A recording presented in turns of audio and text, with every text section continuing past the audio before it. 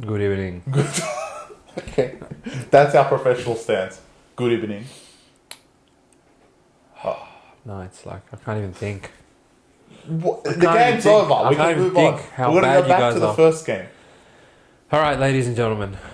Hussein and Christopher here on the BackYourself Podcast with a shortened review of the round 19 of the NRL 2024 season, where obviously one eye's on Origin, but one eye's on Knights. I mean, wow. I don't think a lot has gone our way in terms of coming on and making bold statements about teams in the last probably 2 months, I'd say, but that reel of us saying Knights can't score did age like wine. Well, Tigers was similar. We did have a reel for it because Tigers speak for themselves, but Knights, like, they started tricking cunts into thinking they're good. So a bit of a humbling for them, and I would say we did okay this round. Broncos, obviously, like, they fucked us again. I mean, I feel like we get punished every single round when we try let's not lay 6 in these 2 games. Let's just take the teams head to head. $1.40 here, $1.40 there. Always one prick lets us down. Last week it was Sharks. This week Broncos. I mean, shout out to the Zarafos brothers, but Dragons. It's like the equilibrium of society that these cunts will win, lose, win, lose, win, win. And they just find themselves in the 8 every other round. But Chris, what do you think of this shortened round, mate? Round 19 in the books? Wake me up for Origin. Wake me up for Origin. Yeah. And also the round coming. I think that is a much more exciting round. The round after Origin, which we'll have the preview of that after Origin's over. I think this round in hindsight was really funny. It was funny, but it was shit. The footy was fucking terrible. Yeah. And going back to terrible, we can go back to Thursday night, where the Dolphins took on the mighty South Sydney Rabbitohs, and they were not singing Glory, Glory after this one. Finally. Because after covering for 5 games and winning 5 games outright, the South Sydney Rabbitohs come back to earth. Up at Redcliffe, minus Cam Murray and Latrell Mitchell, they lose this one. I want to say 36-20... 36-24, pretty sure. Nah, I think 36-28. 36-28 full time. So Souths obviously score a few to try and get that backdoor cover, but never quite comes to fruition. We lay minus 1.5 on the Dolphins in this one, and 6 tries apiece at full time may have people thinking that Souths could have been the right side in this one, but I want to say, like, in my mind, they were god awful. They were god awful, and I'll let you allude to how god awful they actually were. Wow, they were really bad. I mean, Souths evolved, I must say. For the first time we've seen in the last 5 rounds, they didn't score first, and it definitely showed that they didn't score first. Their heads just drop. They had some fight. To be honest, White and Walker had a great game, but honestly, the Dolphins backline, shout out to you guys. You were incredible. Yeah. And the inclusion of... The one thing I want to actually call out in this game is not review the game, because it was the game of star players. Farnworth was incredible at centre. And one person I want to call out that no one wanted to sign except for Wayne Bennett, Tavita Pangai, was insane through the middle. Yeah. I mean, he was absolutely destroying the South pack into 2 pieces, and South have been typically very good defensively. Kulamutangi, get yourself out of lock after that game. I mean, wow, you got pumped. And I think that's just set the tone for the Dolphins. They were also in a must-win scenario that they had to win this game to stay in touch with the 8. Otherwise, if they drop out, it's going to be a whole lot harder with the injuries that they have as well. Not to say the Dolphins were any good. Once the ball flipped the other way, South also got some points on the board because Dolphins can't defend. Obviously, the Tane Mill double movement really was hilarious. But pass the ball. But I still thought that Dolphins were the right side in this one. They, with the ball, were much better than South. They got themselves out of yardage mainly because of Farnworth and Tavita Pangai, and they deserved to win this game. South, back to what they were. I think, like, this might knock them off the hill at this point, especially knowing that Latrell is not going to be back next week. Fortunately, you can't get knocked off the hill because you play Tigers. And Cam Murray comes back. Which is an automatic victory, the way they're playing. Yeah. And because of something else that happened in that game, but we'll get to that. But South, in terms of high leverage games to make the 8, they needed this one and they weren't able to get there. So I think the Dolphins are the team for the 8, and I think South maybe 1 loss too many to get there, similar to another team later in the round. But yeah, that's pretty much it. No, yeah, I would tend to agree with most of what you said, Chris. Probably, like, if you had told me pre-game that this is going to go overs and it's going to be a shootout style game, I would have been even more confident in the Dolphins minus 1.5, because at the end of the day, they just execute their attack a little bit better than Souths do, minus Latrell and Cam Murray, obviously. I thought Nicarima and Katoa were good, like they always are, and Dolphins normally step up in Redcliffe, which they did.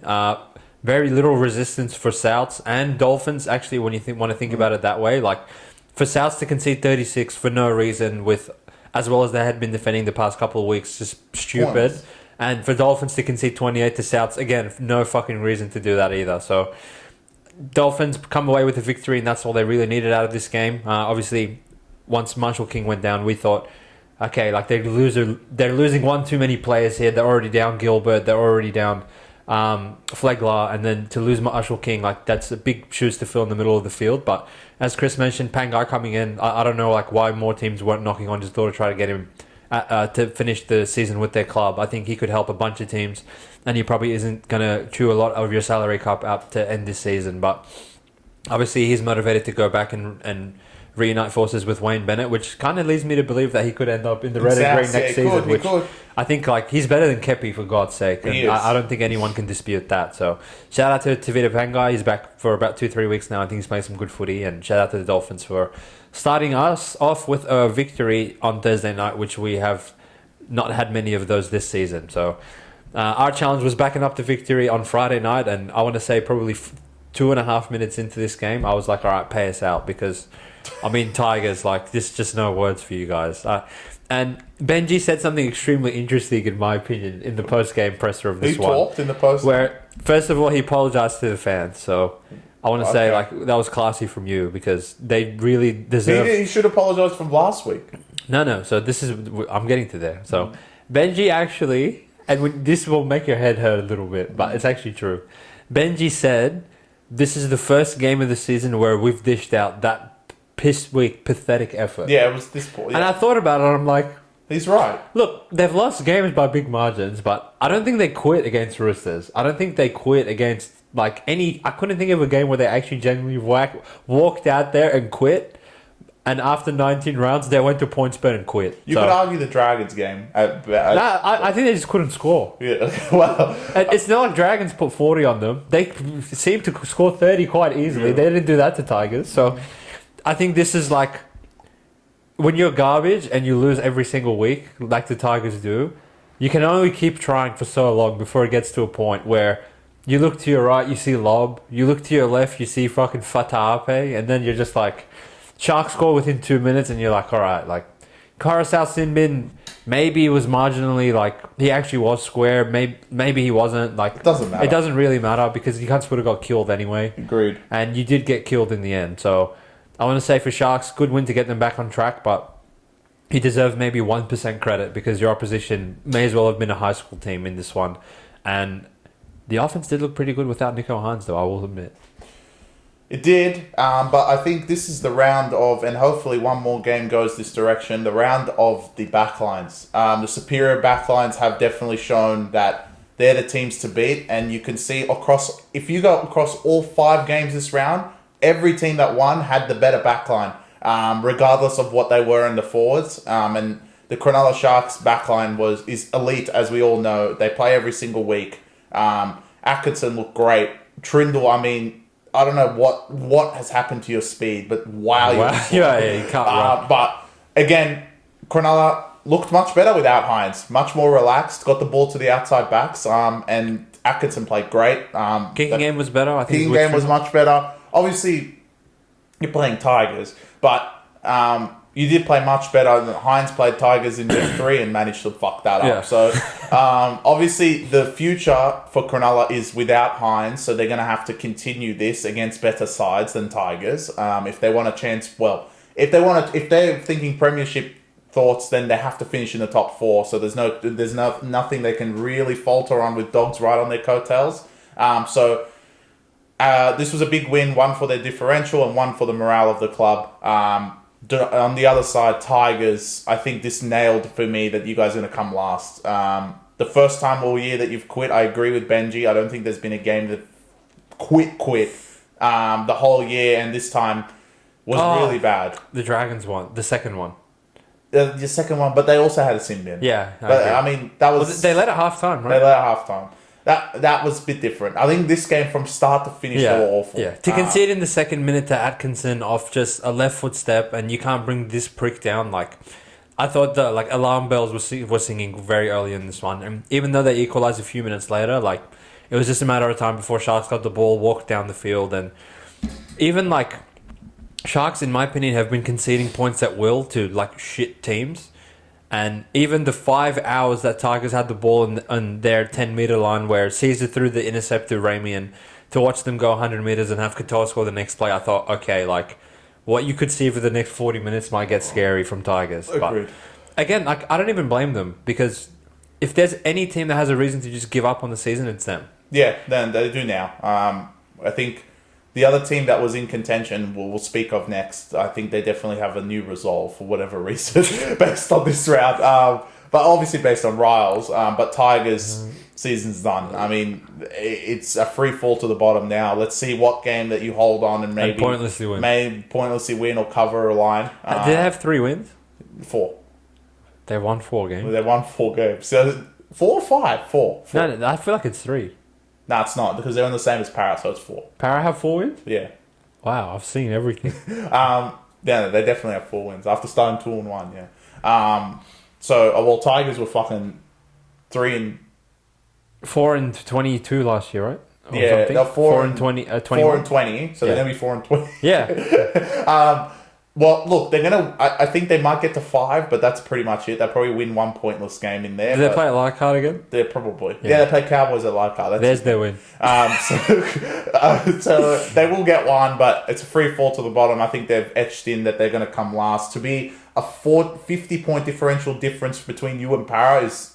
With the way Para's playing, I mean, really wow, bad. That is awful. And I think that's a good segue into Para because I thought Para's going to catch them on the differential in the first 10 minutes of this game because Titans of War came out to play, and from what I had seen of Para in the previous 17, 16 games now, I thought, all right, call full time.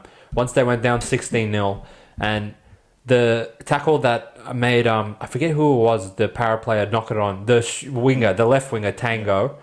When he knocked it on and Titans immediately scored from that, I thought, wow, they're gonna quit. We could see a disgusting scoreline in this game because for as weird as Titans are, I think they're a team. They're very much a momentum team that when it's against them, they traditionally have been quitters, but apparently they also have a newfound resolve. Which where the fuck was this every other year?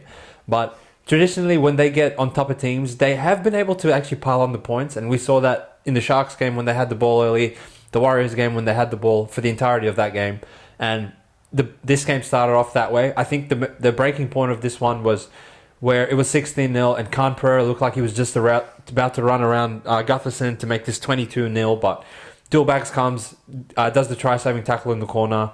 Para hang on for a little bit longer, and then obviously Manu, AJ Brimson pointlessly offloads to one of the Para players for Moretti to score, and outside of that, I feel like Para would not have scored for 10 more hours in that first half. Offensively, they were awful. Yeah, they are awful. They are awful without Mitch Moses. Which is I think even when you look at Para still having Dylan Brown and Clinton Gutherson and a few decent forwards, I wouldn't think that their attack would be this awful. Sure, they can concede 30 points a game. I can see that happening, but even with ball in hand, they're putrid now. But Titans just didn't quite put the foot on the neck as much as they could have to put this game to bed much earlier, and I think the premium guys were happy with that because the Titans 1 to 24.5 bet hits in this one, and we go 3 for 3 to start the round. Although punting wise, this line actually opened up at 4.5. Well, actually, if you want to talk about way earlier, before Souths played Para last week, this was a pick'em game. Yeah, and then gradually went to 2.5, 4.5. It was 4.5 for a while. It was 7.5 the whole fucking week. And then on game day, a lot of money went on to the Titans because obviously no one wants to back Para. But if you were very sharp and you bought back at Para plus 8.5, you got rewarded for playing the market the right way. And if you're extremely blunt and you laid 8.5 with Titans on game day, then please sign up to premium because you need to wake up. Well, yeah, anyone that laid more than 8 with Titans, wake up. Yeah. They're 13th, all right? Para's 15th. Yeah. They're not that much better than them, trust me. They look better, and they've actually looked great. But if you just look at leaderboard, how can this team be 9 points worse? Yeah. And that's not true, especially with they're out of Mo Fonaweka, which doesn't help either. Their backline was awful, but like, why is Fermor still starting with all these fucking stars? They dropped the Prince of Bali, which I told you, cunts, there will be ramifications for that. Stop fucking dropping him. He should be fullback. Fuck AJ Brimson, the shit cunt, threw the offload and actually allowed Para to cover because of that. Gave him hope when they had no chance and Para didn't look like scoring. So, Para, we've already said your season's done. Did I think you guys would cover this game? I actually thought, look, out of the two today, on that day, I was like, this is the chance, unlike the next game. But you showed resolve, which was strange, to only concede 24 to Titans, and 16 of them being in like 2 seconds. So, to be honest, 8 points within the 60 minutes spell is pretty good for Titans offense. Which is pretty bad for Titans themselves, actually. I mean, the more I think about it, what are you guys doing? Well, they lost the second half, right? Eels. And they lost from the point... It's Eels. I know, but that's what I'm saying. Eels won that. From the point AJ Brimson dropped it, they won the game. So, like, for how awful Para were in that first 10 minutes to concede both Khan Pereira tries, I don't know what the fuck you guys were doing. Wake up. But you get the 2 points. Des definitely has something, like his brain must be going nuts because he has to play AJ Brimson, and Kinney actually looked good when he came on as well. And Campbell's killing at 5'8", so he has a bit of a problem. Is your season still alive? Because South's lost, it is. So you guys are still a chance to make the finals. And I think it's a lock. And you're playing like you think you can make the finals, which fair play to you guys. I mean, if I was you guys, I would have quit 2 months ago. So agreed. You got to give them an A+ an effort in that one, and they get the 2 points. Cover the early line, don't cover the late line. That's where the handicapping came into the equation. Doesn't happen very frequently in NRL in 2024 with the violent swinging of games and calls, but I'm going to get to that. Obviously, I think best illustrated in this next game a bit better. First of all, Zarafos brothers, shout out to you guys. The win-loss streak continues and Dragons get this victory at Suncorp Stadium. The Broncos loss streak continues to 6 on the trot now, and what a fall from grace from the grand final of last season. And the only sort of example I can think of this happening to me was, I was telling Chris off air, the 2022 Eels that made the grand final and missed the 8 the next year. This is pretty much copy-paste, in my opinion, of Broncos making a grand final, losing a few pieces of talent, dealing with a few injuries that they didn't have to deal with last year, and now just being completely incompetent to the point where they lose to Dragons. So, I think it was same old story, same old script as far as Broncos go. Conceding just stupid penalties, stupid errors, and giving the other team, who came with their sleeves rolled up, ready to bite down on the mouthguard and play a tough game, and Broncos just weren't willing to go with Dragons. I think it was a Flanagan ambush, the way he had the troops ready to go in this one. Unlike last week where they couldn't fucking score against Roosters. Now, I mean, for Tui Pilato to get 3 tries, like, wow, that hurt me deeply. And oh God, that Broncos fullback, what's his name? Wiz Khalifa? Tristan Sailor. That knock-on. How many times are you going to directly knock the ball on, leading to 6 points? Like, that must be so backbreaking for these pricks. Agreed. On top of the fact that Tui Pilato's second try obviously was not grounded. And for that to go to the bunker and him for to be like, they didn't even check it with the bunker. This cunt had the audacity to press the try confirm button without even checking it. Like, and obviously there was blow up after the game and the next morning, but that doesn't do anything for Broncos. Not that they need any sympathy, because they dug their own grave, and like, you shouldn't need shit like this to not fall into a 28-6 hold to Dragons, for God's sake. Without harm. But I think like the way that Brisbane came back in the second half after conceding those 2 stupid tries, a sin bin to Stags, conceding again in the 4th minute of the second half, I think like they showed us that they're not fucking Tigers, which a round of applause for you guys, that they didn't just lay down and quit. And they really made this a game probably in the last 5 to 10 minutes, but I think the damage has already been done by that point.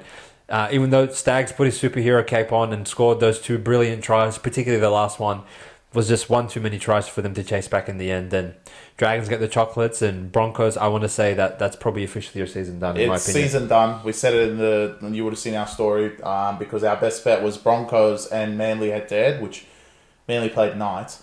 So it would have won. But I want to compare your comparison of them to Para. I actually think is incorrect. The best comparison is to Cowboys. we understand that the Broncos team was very young last year. And to make a grand final, they wanted a lot of talent and a lot of things going their way.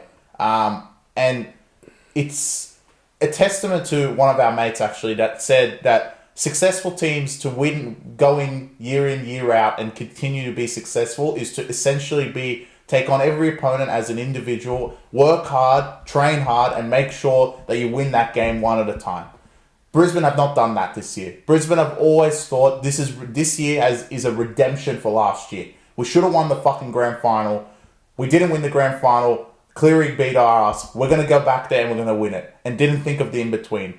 And it happens in a lot of sports, but this year in particular, and last year Cowboys, this year's Broncos, they're teams that are much better than where they are on the table. And for a team that was 15 minutes away from winning a grand final, which seems like a century ago, but right now it was only 9 months ago that you guys were in a grand final situation with almost the same team, minus a few, no Flegler, no Harnworth, but, 11 of your 13 were there, and you were this close to winning the grand final. To be 13 or 12th on the ladder right now is just one spectrum another, and it's just the young guys on the team. It's a completely different story when you're in a hole and you can't get out of the rut. And Broncos have actually been able to be part of this free fall because they're so young. We actually forget the time that they were in the 8, dropped out of the 8 to Canberra before they made the grand final. So they didn't make the 8, went all the way to the grand final, now likely not to make the 8 again. One spectrum to another, and it's just, the young talent of the team, as talented as they are, just mentally, once you get in that rut, it's really hard to get out, and they've dug themselves a hole already. It's up to Kevy, Reynolds, which we say all the time, these guys are supposed to be the leaders. They don't seem to be able to fix, what's happening, and they're not going to win off sheer talent anymore. I think last year was sheer talent, how great they were, everything was working, right? And similar to Cowboys the year before. And, that doesn't work year in, year out. And we saw that from the Broncos this year. And honestly, it's very disappointing. To make a grand final be that close, you could reminisce what Para did as well. But Para were never close in the grand final. Para didn't lead any of the time. They wouldn't have never beaten that Penrith team. Yeah. Broncos had a red-hot chance. And put it in this way, right? Para beat Cowboys by maybe 4 or 2 or something. Week 2, they played Raiders, who are not even a team, in my opinion. Week 1, I forget who they beat that year. Probably some dipshit. Oh, no, they made the top 4 and they lost to Penrith. Yeah. When you put in comparison, Broncos week 1, 28-0 to Melbourne. Preliminary final, 40-12 or whatever it was against Warriors.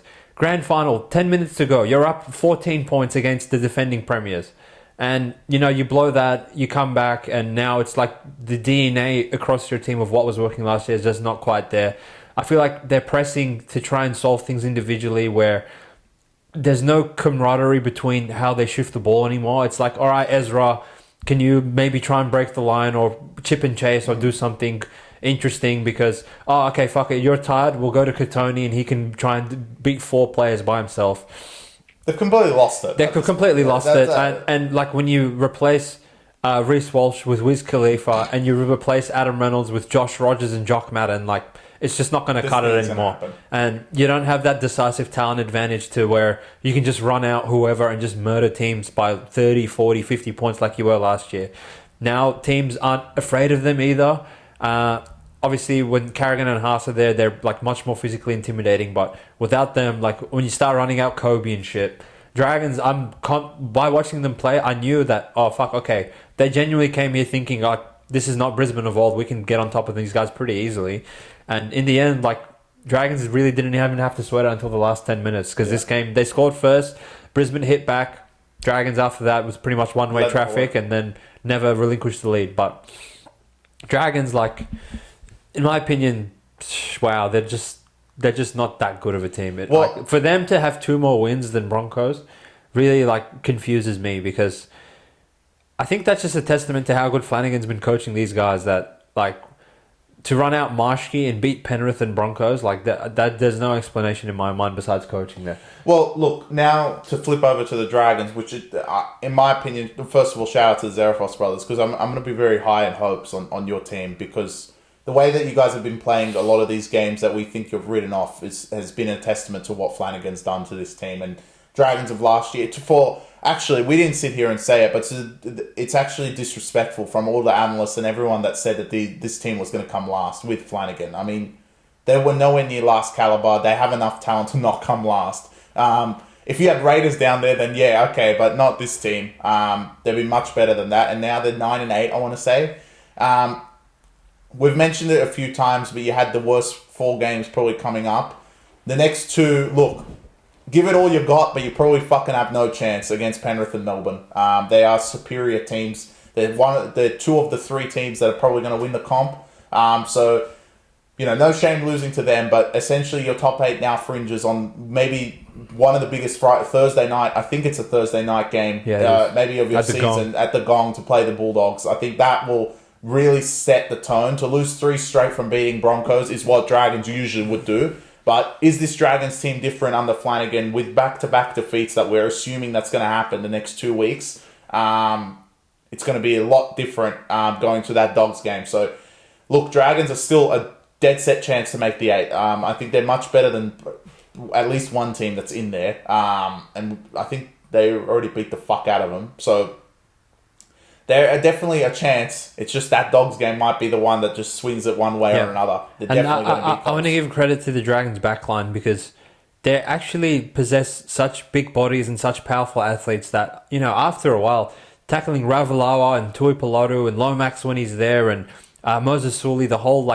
80 minutes, it must be taxing on those forwards to have to do that, set after set after set. And if you give these boys quality ball on the try line, like you saw with Moses Sully's try, it's not going to be easy to bring him down. Tuipulotu's hat trick, 2 of those, there was probably 3 Broncos in the frame for both of them. So you put Ben Hunt back into this side along with Lomax, and you're working with something decent. So I'll keep an eye on them going forward. Jack Bird's back as well, so that helps the back line. Lomax, I don't know how you drop Tuipulotu, but I guess you're going to have to next week because Jack Bird will come into centres and Lomax. Well, is there a chance that Flanagan just keeps him on the bench?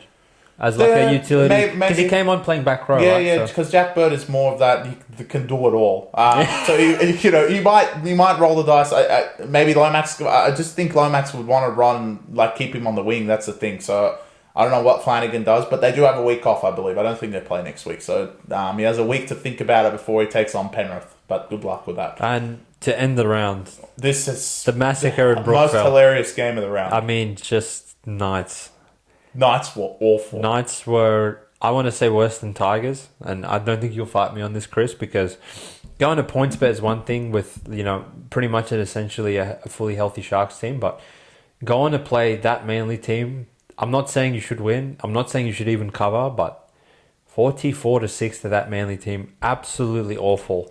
And I think, if Manly had Cherry Evans, we could have seen the first 80-point game. Well, look, okay. Kalen, Best, and Gagai, we get it. I think having them out is completely understandable. Not to lose by 44, but to lose, it's fine, right? Sure. But Manly actually had no Jake Trbojevic, no Cherry Evans, no Lockie Croker, no Paseka. I mean, wow. Wow. Yeah, wow. To lose that many points to that... that Manly pack is rubbish. Yeah. Oh, sorry. No Ben Trbojevic, who usually starts as well. Awful. 5 players I named you that start usually, all out for Manly, and it didn't look like Manly skipped a beat as well. And I've been very high on how good Manly has been, and for my choice, they're definitely a dark horse in the competition, and they look like it. Offensively, brilliant again. Every time, if Manly actually just persistently went right to Saab, they would score 10 tries. They would have scored 10 tries. Yeah, they actually wanted to give Lehigh a few on the left side because, I don't know, there's a particular play, you can put it up here if we ever clip this, that I think it's Kant on that edge. I mean, the way Garrick just walked around him just to let Saab through. Margie must have been like, what the fuck's this? I mean, incredible. And Knights offensively, again... Non-existent. It's like they bring in a 5'8". He plays good for 2 weeks, and that's they change him. Yeah. He's garbage after. When they had Gamble there, he played good for 2 weeks, then they quit. Yeah. They had Cogger there, he played good for 2 weeks, then they quit. They put Will Price there, he plays good for 2 weeks, and today non-existent. He's expired. It's like they have to just fucking... That jersey needs to be retired and they need to put another fucking number. 23 or something. I mean, awful. Yeah. Awful. And, when Willie Mason last year called out the Knights spine and they wanted to beat their chest and say, nah, look, we're actually good. We 10-peated. Look, you take Kalen out of this team and you can stay afloat for so long, but at the end of the day, Jackson Hastings, he's okay. Whichever bum they've put at 5'8", they're not good. And Crossland and at this point... Unfortunately, due to injury, Jaden Brayley, they're just not cutting it. And, consistently, Knights' lack of fluency in attack has been an issue with these guys for about 5 years now. And that's how Adam O'Brien has gained his nickname of the Professor, because I don't know, what he insists upon these cunts doing at training, but it never works out come game day. Now, when you have individual talent, the likes of Bradman Best, Dane Gaga, and Kalen Ponga, you can... masquerade a lot of these problems, but if you take them out and you just put the Knights system on display by itself for the world to see, you can see that there's really not much of a system at all besides scoring. And I sold them short. I said in the preview I'd put the total at 8. They even went under that. I should have put it at 6. Wow, because it's Tyson Frizzell of war. They should have scored 0. There was a stage where Manly had 3 tackles in the Knights 20 and 6 tries. Manly, I think I saw this at halftime. Manly meters per stat was 38. Yeah. Knights was 46. And they were down 20. Yeah, you're winning the forwards, and then it's just it dissolves like that. Yeah, well, I think we even sold short how bad the Knights backline was, but Mapa Palangi and Khan, wow. For Garrick, who's literally a winger playing centre, he's a good centre, don't get me wrong, but he's not Greg Inglis. For him to just get the ball and just walk through that fucking can't is a traffic cone on the field and be all right, Saab, go and run the whole field. If you want to pass 10 meters forward to our halfback, all good. Grant Atkins is a referee, he won't call it. Or fuck it, we'll kick the Lehigh. He'll do one of these ones inside. What a play! That was a great. It was fantastic, and I'm sure if you made the trip out to Four Pines Park today, you were loving life and. Don't worry, but if you're a Knights fan and had to sit through that, I'm sorry. I'm one of you guys. It was hurting me, but yeah. Wow, Knights. That's quite a regression from 3-peating the last couple of weeks. But they can't 4-peat. Obviously, you'll get your players back and you can try and make a finals push, and it's a different ball game once those 3 players come back. But for again, you didn't have to even cover. You didn't have to win. But to lose 44-6 like that was really alarming in my opinion. Agreed. Yeah, Knights play Brisbane, so that's really a top 8 match. You can't lose that. Because if you lose to Brisbane are not even they're not even going to make it. So you might as well fucking quit. And Manly absolutely on the up into 7th.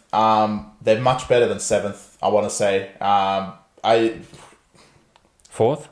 I think they're pushing it, and without Hines being there, it is definitely a push into the top 4 for sure for this team. They're better than Sharks. They're better than Sharks. Are they better than Bulldogs? They're better than Dolphins? Are they better than Sharks? I feel if they played each other, bro, we literally forgot Kohler as well. I mean, I know. Yeah, he would have been in that back line today. So interesting. Seabold said he's going to leave Turbo at fullback until round 25, and then he'll make a decision once Kohler is available again. Yeah, look. He looked pretty good today. He looked very good at fullback. But again, he can do a lot of what he did at centre. And I'm very, I know we only saw 1 week of it, but I'm really interested in the offense with Kohler also at fullback. I think, wow. It's going to be, and look, Manly next week at home again. I don't know how many games they get at Brookvale, but the more the merrier. Titans. We won't get to the preview already, but if you play that shaky offense going there, it's always a good game, Manly Titans, but there's only one direction it usually goes. Yeah. With Turbo playing, and of course, Cherry Evans, Trebojevic, Lockie Croker, all set to come back. Manly look very strong coming to the end of the season. Can they make a run home? Yeah, I think they can, and obviously, for them, they'll be pushing for that top 4 spot that's on grabs. There's a bit of leeway between them and Sharks and Penrith and Roosters, all on 11 wins right now, but I think one thing to keep an eye out for the next couple of weeks, you got Melbourne and Roosters playing each other, Panthers and Roosters playing each other the week after that, and then Melbourne go to Bluebet Stadium. So I think after Origin, I don't know if they've done this intentionally as far as the schedule goes, but you got some absolute blockbusters on the horizon. And I would say starting next week, Raiders and Warriors, that is a blockbuster in my mind because Raiders are back, baby. Well, yeah, that's true. I mean, not to harp on Manly more, but I actually think I haven't looked at the draw. The draw's not too challenging. Shouldn't be too challenging because Yeah. especially at the start of the year, they seem to fucking play everyone. Yeah, so I agree.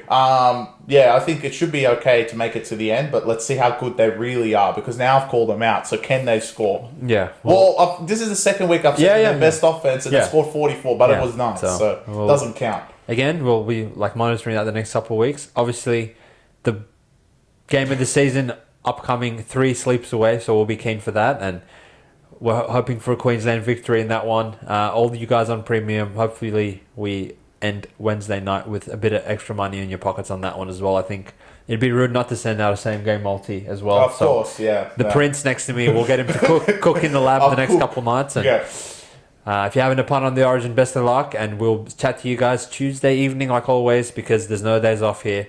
And we'll be previewing and playing the guessing game of who backs up and who doesn't. Oh, that's going to be great. Well, maybe probably everyone's going to be really hyped for Origin, so we might upload it afterwards, but we will actually record it on the Tuesday as soon as lineups come out. And I will mention that there will be a change of scenery in terms of where the podcast is shot. Agreed. So we'll go do stay that tuned. and go from there. Lovely. Well, sounds good. Appreciate the support as always, guys, and have a good night. Peace.